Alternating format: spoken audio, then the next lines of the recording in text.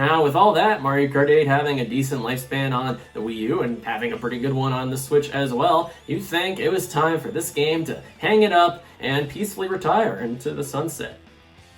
You would think. For the next few years, there wasn't a lot of activity, but regardless, Nintendo just kept updating this game, where they took out an offensive gesture from the Inkling girl. I have nothing to say about it, I just thought it was worth noting. There were other differences, but I think you find it boring if I sat here and told you about balancing changes, so let's just move on. For the most part, the updates via the next year were more or less just simple adjustments. But come June 25th, 2018, a day history will always remember, Nintendo would introduce Labo support. Now, what's Labo, you might ask? You know, I don't blame you if you already forgot. Labo is basically a weird experiment that Nintendo tried to do in 2018, a year where they basically only had Wii U ports already, so it was kind of not a good year. Labo is basically Nintendo approved cardboard that you take out, build as various objects, and can subsequently play games with it, being tracked by the Joy-Con's IR sensors. Mainly what this did was bring the camera in a bit closer, and you could use either a motorcycle or the wheel and pedal. I don't own this, I got some footage from Ninja Star, but it's a nice little addition, and considering Mario Kart 8 Deluxe was selling like hotcakes, again, I appreciated them supporting the game still. And what a good update to go out on, am I right?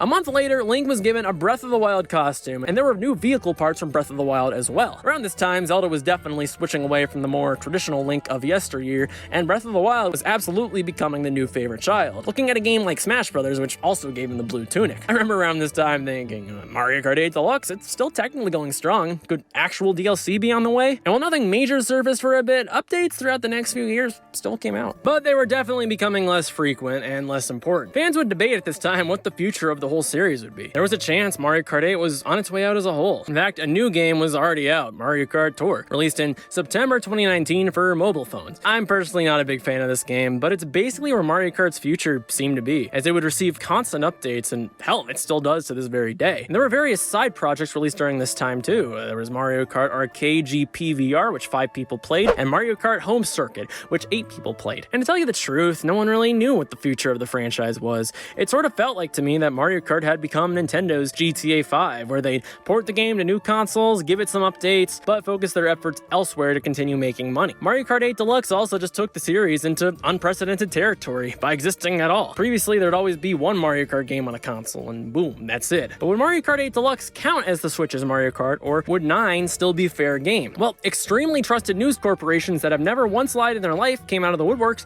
in early 2022 to claim that Mario Kart 9 was in development with a new twist and could be teased that very year. This is a life lesson in the realm of gaming. Anyone who says they're an insider is not. But hey, all eyes were on the next Nintendo Direct, which was in February that year. Lots of people put it on their Nintendo Direct bingo cards, and it was time to sit down and see if Mr. Insider was right.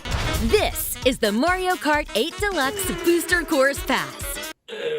I think everyone took a collective L on this one. Insiders, Cardano, you know, everyone. Mario Kart 8 Deluxe Booster Course. 6 goddamn waves of 8 tracks apiece, my god. And we all said Mario Kart 8 was dead. I didn't, technically. I mean, I hinted it might have been to build the, tension, but, I didn't say it was dying. I'll shut up.